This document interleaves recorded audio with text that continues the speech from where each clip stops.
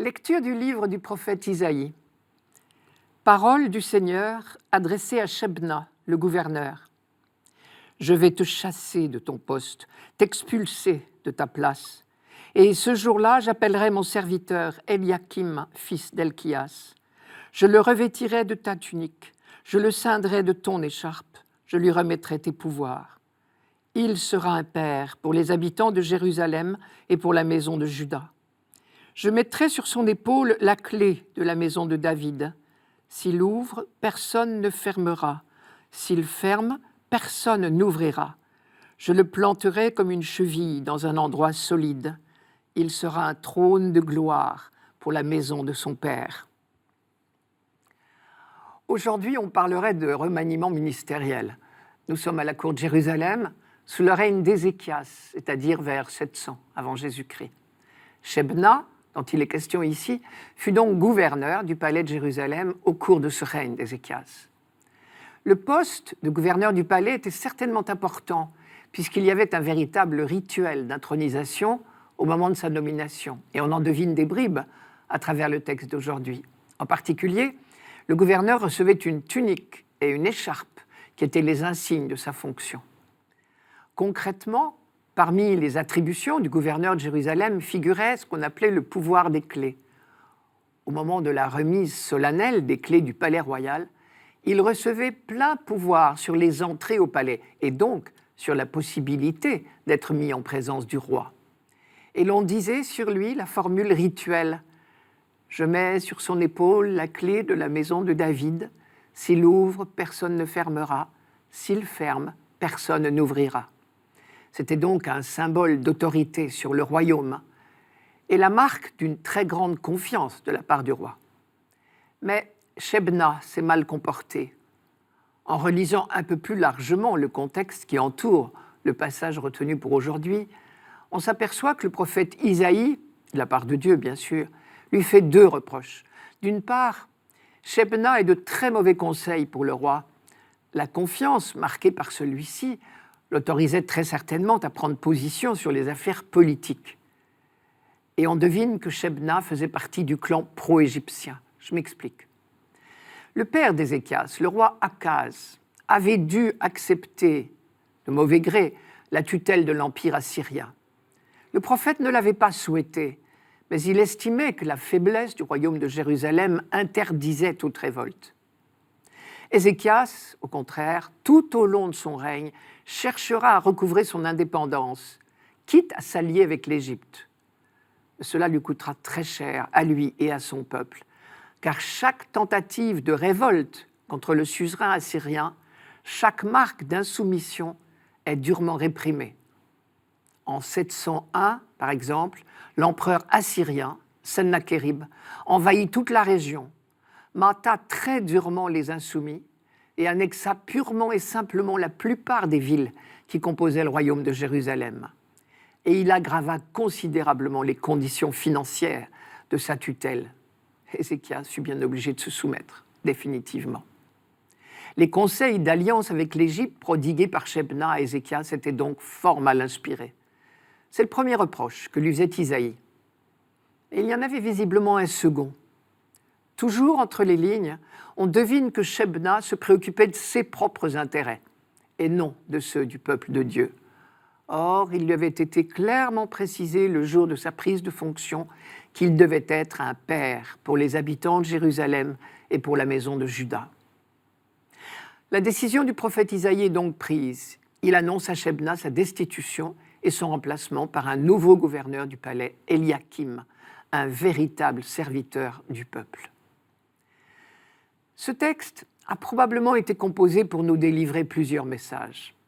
Premièrement, on peut s'étonner que la Bible, livre dans lequel nous cherchons fondamentalement une révélation sur Dieu, se complaise à tant de récits historiques, plus ou moins touffus d'ailleurs, et aux intrigues de palais, dont celle de Shebna et Eliakim, par exemple.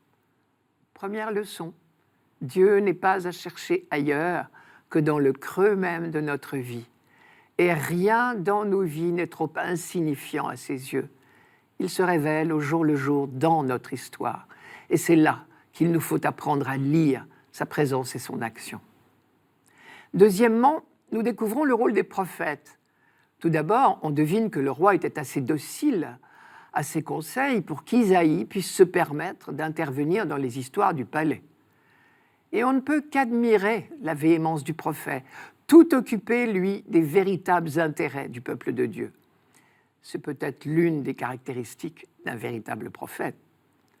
Troisièmement, la grande, l'unique préoccupation de Dieu, et qui doit être celle de ses serviteurs, c'est le service du peuple.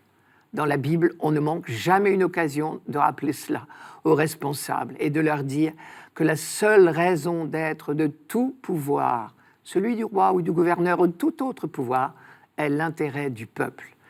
À tel point que dès que l'avenir de son peuple est gravement en danger, Dieu intervient.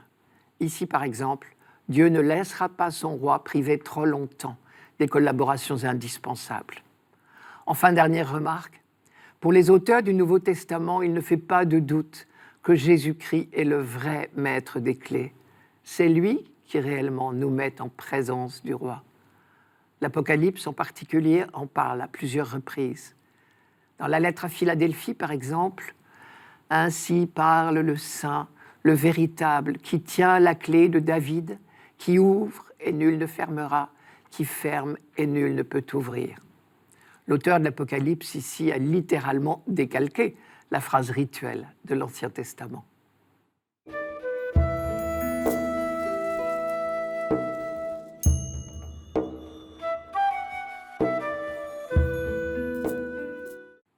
Psaume 137. De tout mon cœur, Seigneur, je te rends grâce. Tu as entendu les paroles de ma bouche. Je te chante en présence des anges. Vers ton temple sacré, je me prosterne. Je rends grâce à ton nom pour ton amour et ta vérité, car tu élèves au-dessus de tout ton nom et ta parole.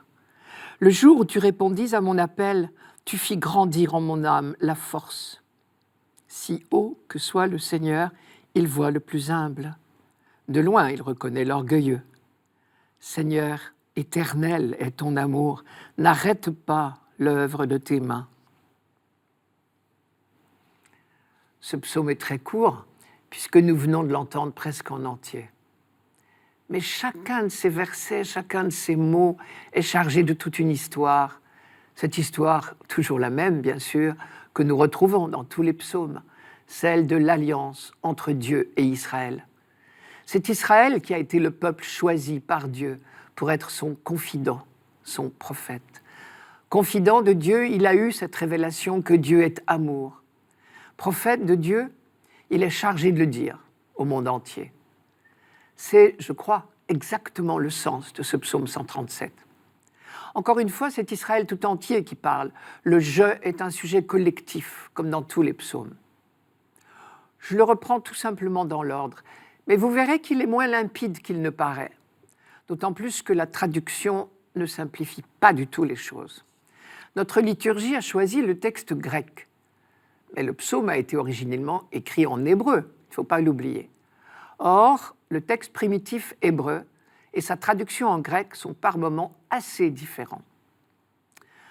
Comme un certain nombre de psaumes, celui-ci commence par les deux mots « de David » que l'on pourrait traduire à la manière de David. Il est bien certain que David avait le cœur plein d'actions de grâce. Je reprends le premier verset. « De tout mon cœur, Seigneur, je te rends grâce. » Le texte hébreu ne dit pas la raison de cette action de grâce. Sans doute est-elle évidente. Mais le texte grec explicite « Je te rends grâce car tu as entendu les paroles de ma bouche. » N'est-ce pas justement la caractéristique du croyant que d'être assuré en toutes circonstances que Dieu entend ses cris? Pour le peuple d'Israël, c'est une conviction bien ancrée depuis l'épisode du buisson ardent. Ce jour-là, Dieu avait dit à Moïse « Oui, vraiment, j'ai vu la souffrance de mon peuple en Égypte. Je l'ai entendu crier sous les coups de ses chefs de corvée. Oui, je connais ses souffrances. » Dieu sait, Dieu entend, Dieu connaît nos difficultés, nos souffrances. Et il nous donne la force de tenir debout, de ne pas nous laisser submerger par le mal. Si haut que soit le Seigneur, il voit le plus humble, avons-nous dit dans ce psaume. Beaucoup plus tard, Ben Sira le sage écrira « La prière du pauvre traverse les nuées », sous-entendu « Elle atteint Dieu ». Et plus tard encore, un autre fils d'Israël, vous allez deviner lequel, dira « Je sais, Père, que tu m'exauces toujours ». Vous avez reconnu la prière de Jésus lorsqu'il se rendit devant le tombeau de Lazare. Je continue le psaume. Je te chante en présence des anges. Là encore une difficulté, au moins une différence entre les deux textes hébreu et grec. Le mot traduit ici par ange en grec était en hébreu Elohim, qui veut dire les dieux. Voilà donc deux formulations franchement différentes. Dans ces cas-là, il ne faut pas jouer une traduction contre l'autre. Les deux sont inspirés, les deux doivent nous inspirer. Je te chante en présence des anges, c'est la phrase du croyant déjà transportée dans la liturgie céleste, où les serviteurs de Dieu chantent sans fin. Saint, Saint, Saint le Seigneur, Dieu de l'univers. Vous avez reconnu là le chant des séraphins, au cours de la grande vision d'Isaïe qui détermina sa vocation. L'autre traduction possible, je te chante devant les Elohim, c'est la profession de foi d'Israël. Dieu seul est Dieu. Les Elohim, c'est-à-dire les idoles, les dieux des autres peuples, ne sont que néant. Et si vous avez la curiosité de poursuivre votre recherche, vous verrez que le texte syriaque ou araméen, lui, a traduit les rois, ce qui veut dire encore autre chose. Je te chante en présence des rois. Cette fois, c'est l'engagement missionnaire qui est dit. Israël n'oublie pas sa vocation de témoin au milieu des nations. Tous ces sens s'ajoutent les uns aux autres, car cette parole de Dieu, elle est vivante dans le cœur de ceux qui la scrutent de génération en génération. Je rends grâce à ton nom pour ton amour et ta vérité. L'expression « ton amour et ta vérité », c'est l'une des formules préférées pour rappeler l'alliance de Dieu et son œuvre en faveur de son peuple. Voilà encore un écho de l'événement de l'Exode, car c'est la définition que Dieu a donnée de lui-même à Moïse au Sinaï. Je suis le Seigneur, Dieu miséricordieux et bienveillant, lent à la colère, plein d'amour et de vérité. Et cette expression amour et vérité est devenue très habituelle dans la religion juive. Elle rappelle à tous la fidélité absolue de Dieu à l'alliance qu'il a lui-même proposée à son peuple au Sinaï. À la fin du psaume, nous retrouverons ce thème de l'amour de Dieu. Éternel est ton amour. C'est encore une autre manière de dire la fidélité de Dieu. On retrouve cette formule dans plusieurs psaumes. En particulier, c'est le refrain du psaume 135. Enfin, notre psaume se termine par une demande. N'arrête pas l'œuvre de tes mains. Ce qui veut dire, continue s'il te plaît, malgré nos infidélités répétées. Et il faut lire ensemble les deux phrases. Seigneur éternel est ton amour, n'arrête pas l'œuvre de tes mains. C'est parce que l'amour de Dieu est éternel que nous savons qu'il n'arrêtera pas l'œuvre de ses mains.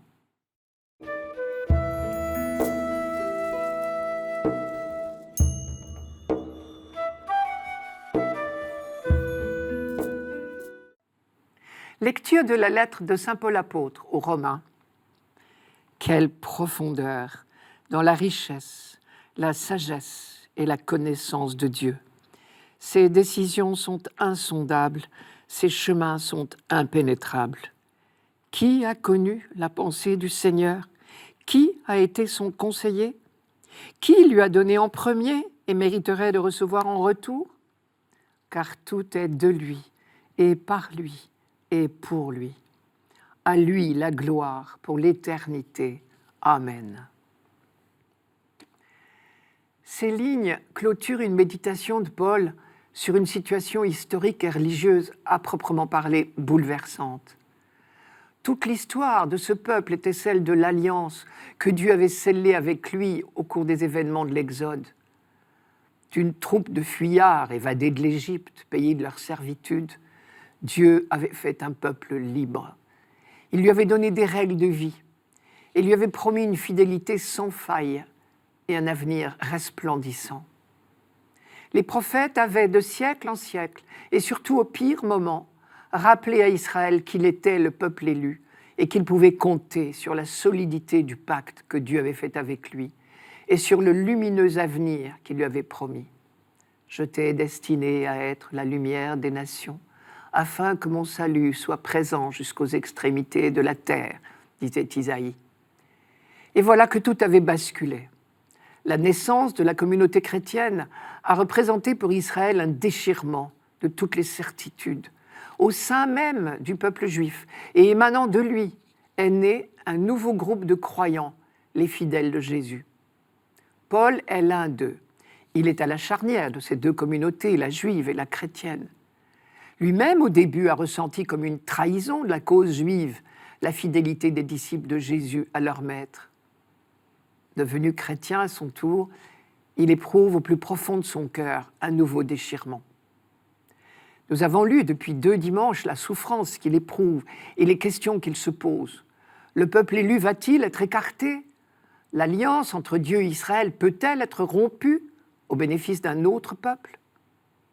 Pour méditer sur ce problème, Paul, en bon juif qu'il est toujours, fait appel à toutes les ressources de l'Écriture, ce que nous appelons aujourd'hui l'Ancien Testament. Il y trouve plusieurs motifs d'espérance. Tout d'abord, Dieu est fidèle à son alliance, aucun juif ne saurait en douter. Le Dieu d'amour et de vérité, au sens de fidélité, tel qu'il s'est révélé lui-même, ne saurait se renier. Les prophètes avaient été jusqu'à comparer cette alliance entre Dieu et son peuple à un lien d'amour, tel que celui des fiançailles ou du mariage. Dans un moment de grande infidélité du peuple, Osée affirmait que Dieu déployait toutes les ressources de son amour pour ramener la fiancée infidèle. « C'est moi qui vais la séduire, je la conduirai au désert et je parlerai à son cœur.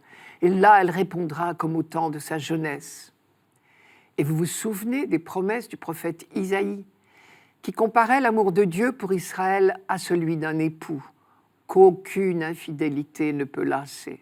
Par exemple, je cite, « Mon alliance de paix jamais ne sera branlante, dit celui qui te manifeste sa tendresse, le Seigneur. » Et c'est pour cela que Paul a pu affirmer un peu plus tôt « Les dons de Dieu et son appel sont sans repentance ». C'est dans ce même chapitre 11 de la lettre aux Romains. C'était notre lecture de dimanche dernier. Deuxième motif d'espérance, Dieu sait tirer le bien de tous les événements et même du mal. Paul l'a affirmé un peu plus haut dans cette même lettre aux Romains, je vous rappelle.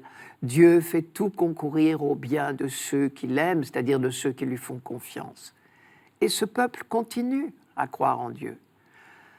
Paul en est sûr. Dans un premier temps, c'est le refus des Juifs devant l'Évangile qui est devenu, grâce à Dieu, la chance des païens qui ont été accueillis dans l'Église du Christ.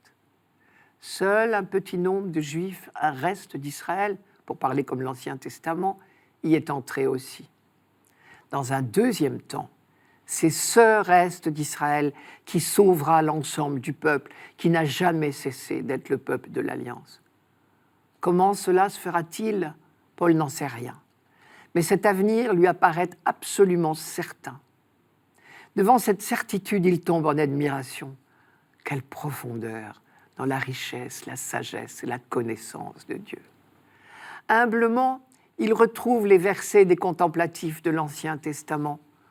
L'auteur du psaume 138, par exemple, qui chantait « Mystérieuse connaissance qui me dépasse, si haute que je ne puis l'atteindre. Dieu, que tes projets sont difficiles pour moi. » Ou bien le livre de la sagesse. « Ses décisions sont insondables, ses chemins sont impénétrables. » Et quand Paul s'exclame « Qui a connu la pensée du Seigneur? Qui a été son conseiller ?» il cite en fait les propos du prophète Isaïe. « Qui a mesuré l'esprit du Seigneur? De qui donc a-t-il pris conseil? Qui puisse l'éclairer? Lui enseigner la voie du jugement? Lui enseigner la science? Lui indiquer le chemin de l'intelligence ?» Et c'est au livre de Job encore qu'il emprunte un autre verset. « Qui lui a donné en premier et mériterait de recevoir en retour ?» Rappel salutaire pour les chrétiens auxquels il s'adresse, qui sont majoritairement de culture grecque et donc amoureux de la philosophie. Elle était à leurs yeux la plus haute vertu. Manière aussi de ramener ses lecteurs à une saine humilité. Les Juifs les précèdent sur le chemin de la sagesse. La découverte de la sagesse de Dieu, c'est à Israël que les chrétiens la doivent. Et dans cette foi même qu'il a héritée du judaïsme, Paul ne perd pas espoir. Les desseins de Dieu sont impénétrables. Il saura sauver son alliance.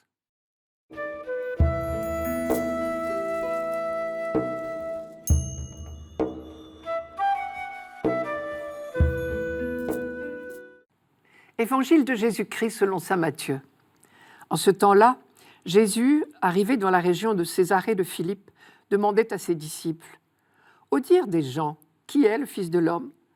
Ils répondirent « Pour les uns, Jean le Baptiste, pour d'autres, Élie, pour d'autres encore, Jérémie ou l'un des prophètes. » Jésus leur demanda « Et vous, que dites-vous ? Pour vous, qui suis-je » Alors Simon-Pierre prit la parole et dit « Tu es le Christ, le Fils du Dieu vivant. » Prenant la parole à son tour, Jésus lui dit « Heureux es-tu, Simon, fils de Jonas. Ce n'est pas la chair et le sang qui t'ont révélé cela, mais mon Père qui est aux cieux.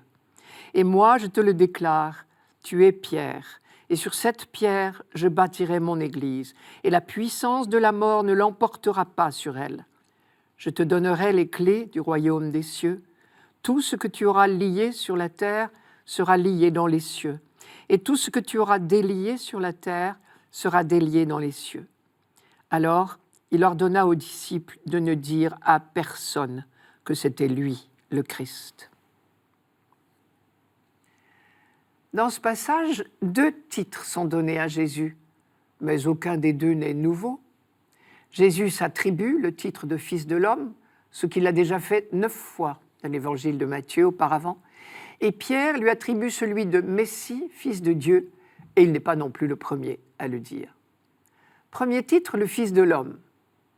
Une expression sortie tout droit du livre de Daniel au chapitre 7. Je cite « Je regardais dans les visions de la nuit, et voici que sur les nuées du ciel venait comme un fils d'homme. Il arriva jusqu'au vieillard, et on le fit approcher en sa présence. Et il lui fut donné souveraineté, gloire et royauté. Les gens de tout peuple, nations et langues le servaient. Sa souveraineté est une souveraineté éternelle qui ne passera pas, et sa royauté, une royauté qui ne sera jamais détruite. » Et quelques versets plus loin, Daniel précise que ce Fils d'homme n'est pas un individu solitaire, mais un peuple. Je cite encore, « Les saints du Très-Haut recevront la royauté, et ils posséderont la royauté pour toujours et à tout jamais. La royauté, la souveraineté et la grandeur de tous les royaumes qu'il y a sous tous les cieux, elles ont été données au peuple des saints du Très-Haut. Sa royauté est une royauté éternelle, toutes les souverainetés le serviront et lui obéiront. » Quand Jésus s'applique à lui-même ce titre de Fils de l'homme, il se présente donc comme celui qui prend la tête du peuple de Dieu. Le deuxième titre qui lui est donné ici, c'est celui de Fils de Dieu. En langage du temps, c'était exactement synonyme de Messie-roi. Vous vous rappelez qu'à la fin de l'épisode de la marche sur les eaux, ceux qui étaient dans la barque s'étaient prosternés devant Jésus et lui avaient dit « Vraiment, tu es Fils de Dieu ». Ce jour-là, les disciples ne se sont pas trompés sur le titre. Ils ont bien deviné la véritable identité de Jésus. Mais cela ne veut pas dire qu'ils ont parfaitement compris la mission de ce Messie. C'est la puissance de Jésus sur la mer qui les a impressionnés. Il leur reste toute une étape à franchir pour découvrir qui est réellement Jésus. À Césarée, ce qui est nouveau, c'est que Pierre ne dit pas cela devant une manifestation de puissance de Jésus. Au contraire, dans les versets qui précèdent cette profession de foi de Pierre, Jésus vient de refuser de donner un signe convaincant aux pharisiens et aux sadducéens qui le lui demandaient. Mais maintenant, une étape est franchie. Pierre est en marche vers la foi. « Heureux es-tu, Simon, fils de Jonas. Ce n'est pas la chair et le sang qui t'ont révélé cela, c'est-à-dire tu ne l'as pas trouvé tout seul, mais c'est mon Père qui est aux cieux. » Ce qui est nouveau aussi à Césarée, ce n'est pas l'usage de l'un ou l'autre des 2 titres de Jésus, mais c'est leur jonction. Qui est le Fils de l'homme ? Demande Jésus. Et Pierre répond, il est le Fils de Dieu. Et Jésus fera le même rapprochement au moment de son interrogatoire par le grand prêtre. Celui-ci lui demande, je t'adjure, par le Dieu vivant, de nous dire si tu es toi le Messie, le Fils de Dieu. Et Jésus répond, tu le dis. Seulement je vous le déclare, désormais vous verrez le Fils de l'homme siégeant à la droite du Tout-Puissant et venant sur les nuées du ciel. Dès que Pierre a découvert qui est Jésus, celui-ci aussitôt l'envoie en mission pour l'Église. Tu es Pierre, et sur cette pierre je bâtirai mon Église. Cette Église qui sera son corps et constituera avec lui le Christ total, le peuple des saints du Très-Haut, dont parlait le prophète Daniel. Et sur quoi le Christ construit-il son Église ? Sur la personne d'un homme dont la seule vertu est d'avoir écouté ce que le Père lui a révélé. Et Jésus ajoute, ce que tu auras lié sur la terre sera lié dans les cieux. Tout ce que tu auras délié sur la terre sera délié dans les cieux. C'est ce que l'on appelle le pouvoir des clés. Cela ne veut pas dire que Pierre et ses successeurs sont désormais tout-puissants, mais cela veut dire que Dieu promet de s'engager auprès d'eux. Et pour nous, il nous faut et il nous suffit d'être en communion avec notre Église pour être en communion avec Dieu. Si l'on se souvient de la première lecture, cela veut dire aussi que la mission de l'Église est d'introduire les hommes auprès du Père. Dernier motif pour nous rassurer, Jésus dit « Je bâtirai mon Église ». C'est lui, Jésus, qui bâtit son Église. Nous ne sommes pas chargés de bâtir son Église, mais simplement d'écouter ce que le Dieu vivant veut bien nous révéler. Et parce que c'est le Christ ressuscité, Fils du Dieu vivant qui bâtit, nous pouvons en être certains. La puissance de la mort ne l'emportera pas.